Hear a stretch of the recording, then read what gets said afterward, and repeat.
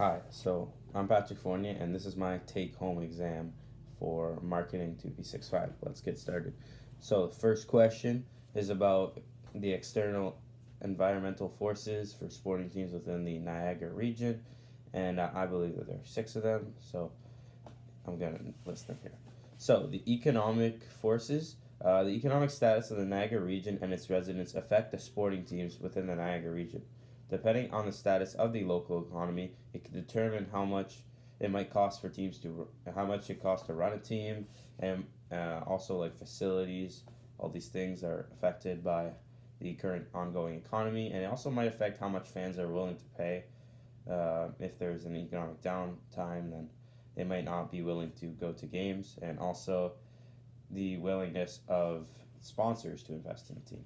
So, the second would be social cultural. The demographics of the fans within the region affect whether they'd actually be willing to attend your sporting events. If the sport is popular within the area, then you can have good fan attendance, and this is all based on the current demographics. So, number three, political forces. So, the government rules and policies affect how a team is run. A team also might need government funding, and so they might rely on the current government to help with the team, and they are obviously depending on the current ongoing political situation. Um, the youth technological forces, so the use of technology which is available affects how popular a team actually might be. With the ongoing advances in technology in the Niagara area, teams have had to start using social media in order to promote the teams, and this is also a means of increasing fan attendance and revenue. So technology plays a massive part also with the tickets, online tickets, and all these things. Um, Competition forces, so local teams within the area throughout different sports such as Ice Dogs, the Niagara Ice Dogs, the Welland Jackfish, the Niagara River Lions, and many junior hockey teams, junior A and B. They're all competing for attendance from the same people within the Niagara region, and these teams have to consider the fact that there are other sporting teams in the area that they watch, so they have to get their level up in order to ensure that people come to their games over other games in the area. So finally, environmental forces. So weather conditions can affect fan attendance and many other team-related issues such as transportation and facilities. Teams might also want to start considering taking more eco-friendly initiatives. So question 2 is about fan identification and increasing fandom. So there are three levels of fan identification. Low identification, which is more casual fans that cheer during the game, but once the game is over, they don't really care anymore. Number 2, medium identification. Identification with a player or team, and they could also be considered a bandwagon, and their fandom is actually dependent on the team's success. So when the team struggles, they stop being fans, and when they're good, they get back on the bandwagon. Number 3 would be high identification, and this is wearing team merchandise and team colors, recruiting other fans, and the team is part of their identity, and they cheer for that team no matter what the results are. So a lot of loyalty and high identification. So examples of leagues or teams trying to increase fandom. So Formula One, the Drive to Survive show, got people who might not have previously been watching F1 to actually connect to the racers, and this can turn them into fans. And I have heard from a lot of people that have watched the Drive to Survive show, Netflix show, that they've actually got into F1 because of it. So another example would be the NBA, and the NBA expanding into China and Africa, which is tapping into markets which have never been tapped into before and promoting basketball further. They're also funding youth basketball development programs in Africa and in China, and they're creating leagues over there. This is all in an effort to increase the fandom of the league. And the NHL, the recent Four Nations tournament, was an attempt to engage people who might not have previously watched hockey, and they actually replaced the All-Star game in an effort to promote hockey to more fans and attract more, and turn more casual fans into diehard, you could say, and also grow the sport of hockey outside of North America and into Europe. So question 3 is about why movies are different from plays, theater, opera, or concerts. So there are I believe in 6 ways that they're different. Number 1 would be unpredictability. Sports have a certain unpredictability in that the outcome is determined in real time, whilst in a movie there is a predetermined ending. Number 2, consistency versus variability. Two sporting matches will never be the same. While movies can always be reproduced, you can always make the same movie. You can make the same movie again. Fans/audience. The audience within a sporting event can make the players perform better, providing momentum and actually having an active role in the outcome. In a concert, the crowd does not affect how the concert unfolds. Example: a hockey game during the playoffs. So, if your team is down in the playoffs, or you're playing against a team, and then the fans start cheering and they give you a momentum boost, this can affect the game. Competition versus art. Number 4. Sport is more about physical skill, training, and competition, whilst movies, theater are more of an artistic expression and a story being told. So number 5 is sports follow a flexible and expandable timeline. There's usually an estimate how long a sporting event will last, but it can always last longer or shorter. And however, a movie, there's a set length, and there's nothing that can really be done to make it shorter or longer. That's just the way it is forever.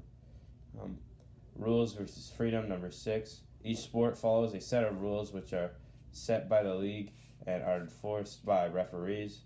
Movies, theater/opera have freedom and interpretation freedom for interpretation, adaptation, and it's also encouraged to be different. So question 4 about a SWOT analysis. What is a SWOT analysis, and also a SWOT analysis for Ford as it rejoins F1. So a SWOT analysis is a way of assessing an organization's strengths and weaknesses and their opportunities and threats. It can help businesses with their decision-making abilities. So strengths are the internal competitive advantages and capabilities that a company may have. Weaknesses are the internal lacks in efficiency or struggles in comparison to competitors.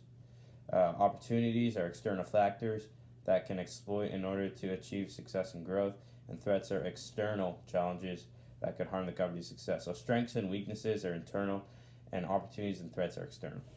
So a SWOT analysis of Ford rejoining F1. Strengths. So some strengths are great heritage, great automotive technology already existing, also have a long-term partnership with Red Bull. Weaknesses: they have a lack of F1 experience, so very tough competition, and it costs a lot to compete at this level in F1. Opportunities: they will get some increased brand exposure, and they can also develop potential innovations through innovating for the F1 competitions, which they can use in the future when building cars outside of F1. And threats: they have engine development. The engine development is affected by current rules, so they might have to adjust around that, and also they have this intense competition from established F1 car companies. So number 5, the sporting industry has unique traits. What makes sport unique? 5 points. Number 1, escape from everyday life. Sports can provide a diversion from the stress that might come from our daily lives, whether it be personal or because of work. An example of this would be during COVID. Sports will help many people stay entertained and certainly help people's mental state. When sports came back after not being there for a while, people were so relieved to have them back. So number 2 is eustress. So sports can provide a positive stress and arousal, which is really hard to describe and feel in other situations. Your team's playing in overtime in the playoffs. You're not nervous. You're not worried, I would say, about what. You're just nervous to see what's going to happen. It's a different kind of nervous than, like, let's say you're like writing a test or something. So number 3 would be self-esteem enhancement. So this has to do with the fact that a fan might have their self-esteem boosted when their team is succeeding, and they would have their self-esteem lowered when their team is not succeeding. And if their team is succeeding, then they would associate themselves with that team, talk about it the next day when they go to work or school. But then, like, if the team's not doing well, then they'll hold back and they'll maybe not say a word about it because they don't feel like that good about their team. And fans also might think that their success is undeserving at times. Number 4, need for affiliation. So sports foster deep emotional bonds between fans, teams, and fellow supporters. Sports are watched and celebrated in real time, which leads to sharing emotional highs and lows, strong loyalty, and coming together against groups and rivals can unite fans and enhance their sense of belonging within a community and the community of the sporting team. So number 5, spontaneity. Sport has unpredictable outcomes, which make it more of a captivating and entertaining experience. The amounts of surprise and spontaneity can make it more exciting to watch a sporting event. So this number 6 about pink it and shrink it. How how did what happened with that approach, and what has been done differently, and what can also be done better to promote women's sports. So the Pinkett and Strickett approach failed to address the deeper needs and interests of female consumers, and as a result, the sport industry has shifted towards a more inclusive and authentic engagement with the female market.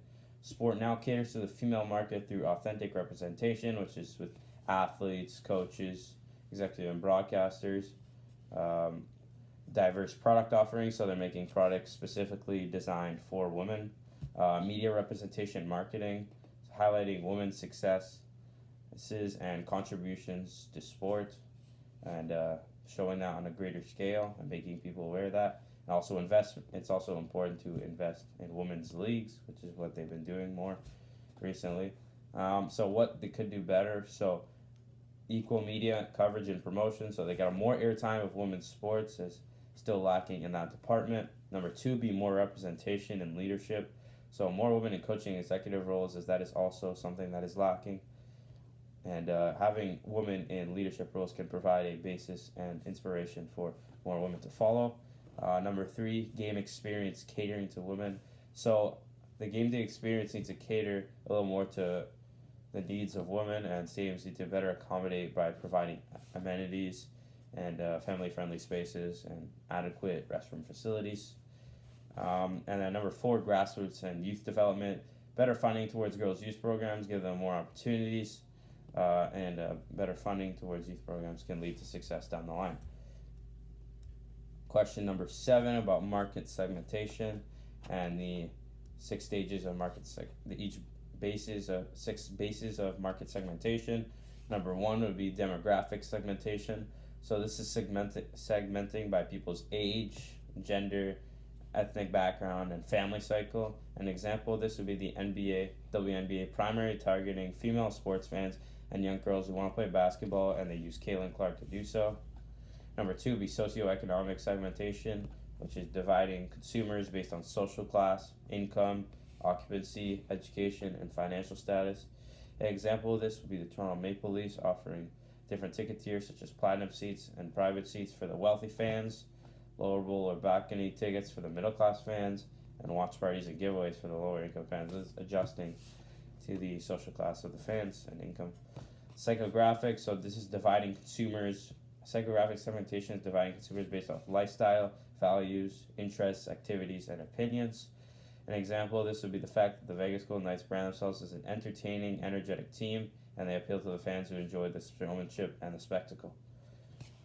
Geographic segmentation, this is segmenting consumers based off the location, country, region, city, or climate. An example of this would be NHL hosting games in Sweden and Finland to attract more European fans and expanding hockey's reach in those regions. Number 5 would be behavioral segmentation, segmenting consumers based on frequency of purchase, the size of their purchases, and the loyalty of the customers. An example of this would be the NFL using season ticket memberships to reward its most loyal fans with exclusive experiences that non-season ticket membership holders would not have access to. And number 6 would be benefits segmentation, segmenting consumers by their needs and desires and what they want from the product. An example of this would be the NHL's multiple ticket options, which they offer different types of tickets, season tickets, flex plans, and discounted deals in order to cater to the different desired fan benefits. Question 8, explain how the diversion from everyday life impacts fan attendance and how does my favorite team do it. So fans seek entertainment and a relief from stress that might involve work or personal matters. Rivalry games, playoff runs, and special nights can attract more fans. And the atmosphere within arenas and the in-game entertainment makes for a better experience. It can also make it feel like more than just a sporting event, make you feel in the moment. So how my favorite team, the Montreal Canadiens, uses diversion from everyday life. They use the rich history and tradition which they have. The Canadiens provide an emotional connection and nostalgia for fans because of the long history of success that they have, and this can make the sporting event feel surreal, as previously mentioned.